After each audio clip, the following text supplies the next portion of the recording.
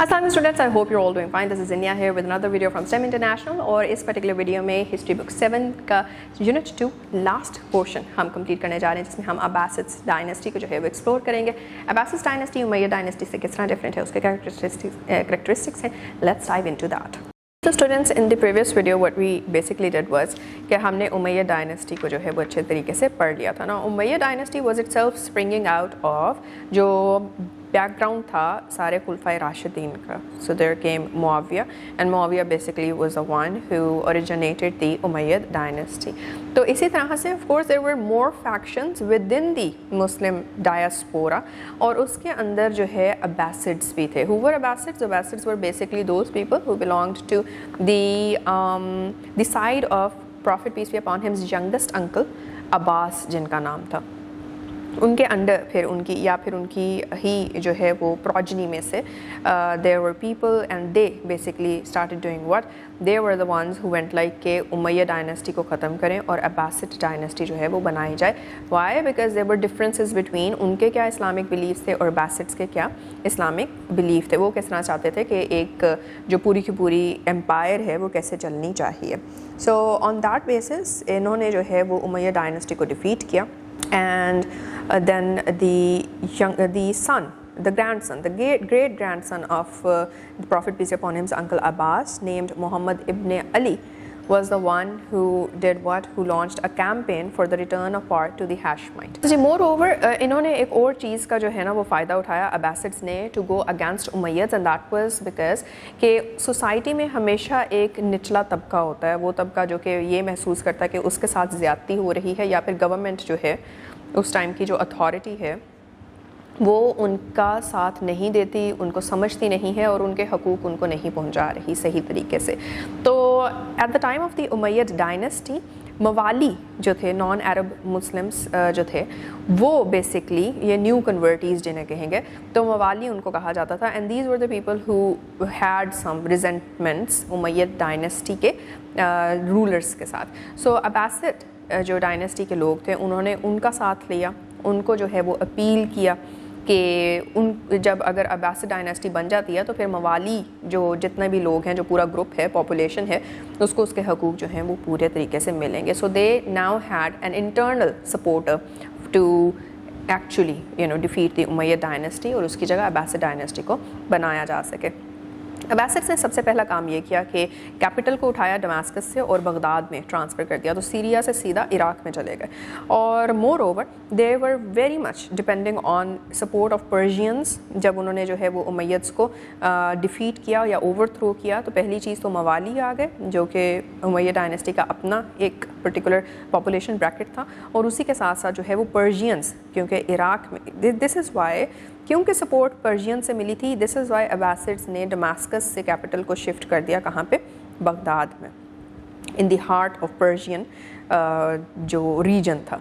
और इसी वजह से क्या हुआ कि अरब कल्चर और पर्शियन कल्चर दोनों आपस में जो है वो इंटीग्रेट हो गए और मिक्स हो गए.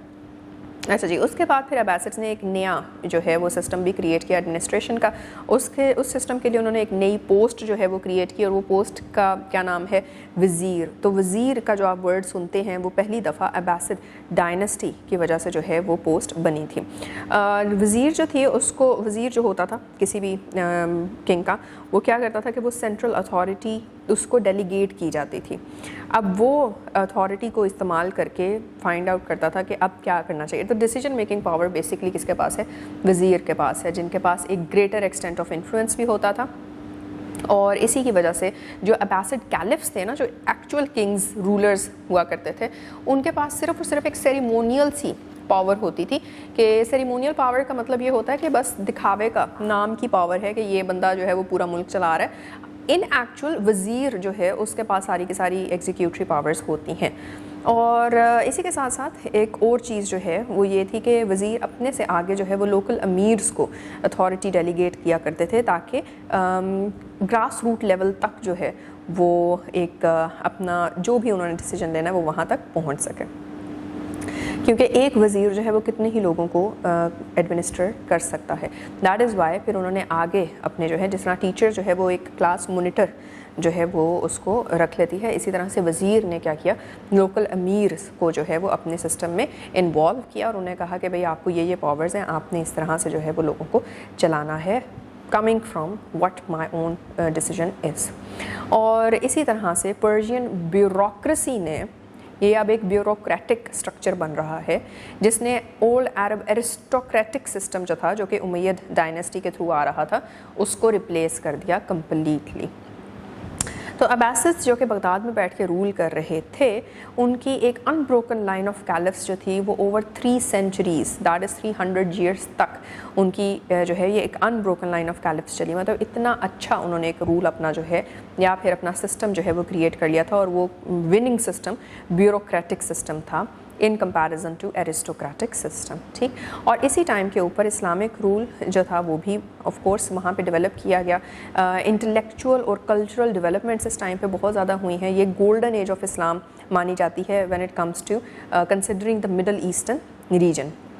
940 CE تک ہاؤ ایور کیلیفیٹ کی جو جتنی بھی پاور تھی جو کہ عباسڈ ڈائنیسٹی کے انڈر تھی, وہ ساری کی ساری نا وین ہونا شروع ہو گئی. کا مطلب یہ ہے کہ کمزور پڑنا شروع ہو گئی.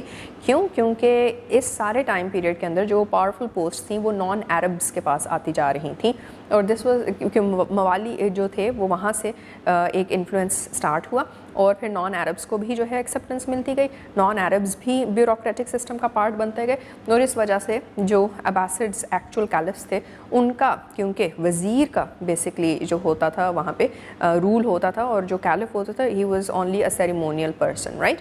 اس وجہ سے نان عرب انفلوئنس جو ہے یہاں پہ بڑھتا جا رہا تھا. سب آرڈینیٹس جو تھے, سلطانز, امیرز, یہ وہ وغیرہ, وہ انکریزنگلی انڈیپینڈنٹ ہونا شروع ہو گئے تھے. مطلب وہ کیلف کے نیچے اب جو ہے وہ رہنا نہیں صحیح سمجھتے تھے. وہ کہتے تھے کہ ہم اپنا جو ہے وہ سسٹم کریٹ کر سکتے ہیں. اینی ہاؤ, تو اس کی وجہ سے جو ہے ڈکلائن آ گیا عباسڈ امپائر کا.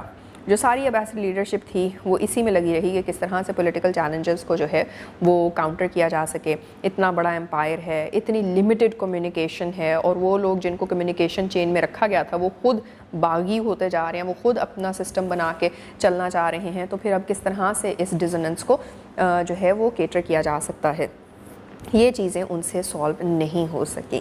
بائزنٹائن امپائر جو ہے اس ٹائم پہ عباسڈ رول کو سیریا اور اناٹولیا میں جو ہے اس کے اگینسٹ لڑ رہا تھا.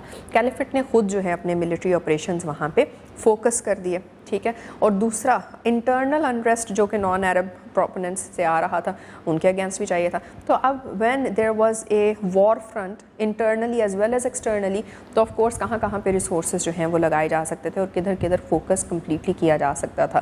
تو انٹرنلی بھی تھریٹ جو ہے وہ بڑھ چکا تھا, اور ایکسٹرنلی بھی جو تھریٹ ہے وہ پنچ کر رہا تھا. This is why the Abbasid leadership basically failed کہ وہ ان چیلنجز کو فیس کر سکتا یا اس کے اگینسٹ جو ہے وہ اپنے آپ کو سسٹین کر سکتا. جو فارمر سپورٹرز تھے عباسڈس کے, وہ اس ٹائم پہ کیا کر رہے تھے. فارمر سپورٹرز بھی دے ہیڈ بروکن اوے, اور انہوں نے اپنے سپریٹ کنگڈمز بنا لیے تھے.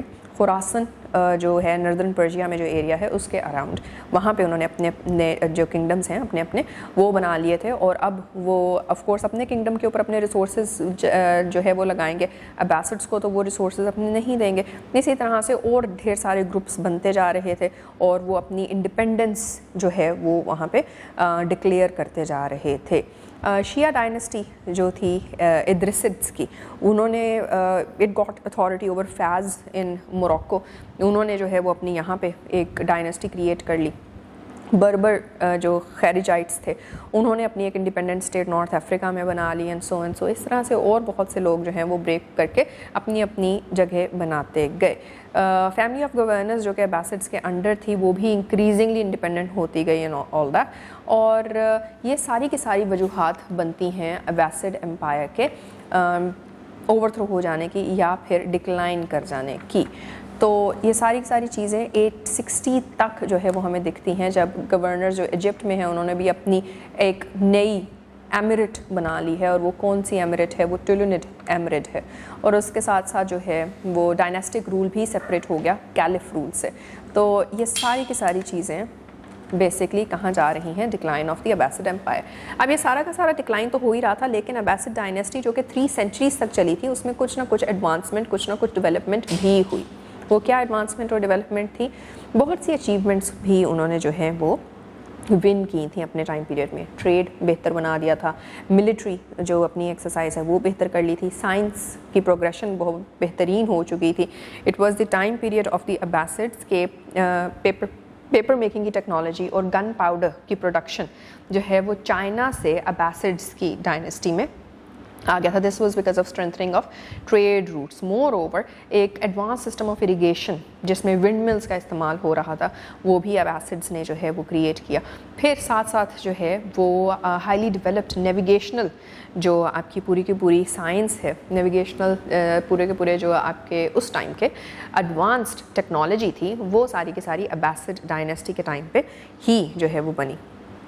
तो हम देखते हैं ट्रेड, सी ट्रेड स्पेशली पर्शियन गल्फ के साथ बढ़ाई गई जिसमें मेडागास्कर, चाइना, कोरिया, जापान इनके साथ जो है वो बढ़ती गई ट्रेड. दूसरा मिलिट्री जो एडवांसमेंट्स थी, लीडर्स जो थे अरब डिसेंट के वो काफ़ी अब्बासिड पूरी की पूरी जितनी भी मिलिट्री उनके पास अपने पास पर्सनल था उसको लीड कर रहे थे. Science, medicine, astronomy, technology in सारे के सारे जो शोबे हैं उनमें आगे बढ़ रहे थे. तो ये सारी एडवांसमेंट हमें अब्बासिड डायनेस्टी के टाइम पीरियड पे नज़र आती है. That is basically both the goods and bads of the Abbasid dynasty. और इसी में हम जितनी हमने डायनेस्टीज़ पढ़ी हैं इससे हमें क्या चीज़ें सीखने को मिल रही हैं, वो चीज़ें जो कि किसी भी डायनेस्टी को जो है वो मजबूत बनाने में, स्ट्रेंथन करने में जो है वो मदद देती हैं. और वो सारी चीज़ें भी हमने देख ली कि जिसकी वजह से इंटरनल और एक्सटर्नल थ्रेट्स जिसकी वजह से कोई भी डायनेस्टी जो है वो कमज़ोर पड़ सकती है और अपने डिक्लाइन तक पहुँच सकती है. So with that we have ended this particular chapter.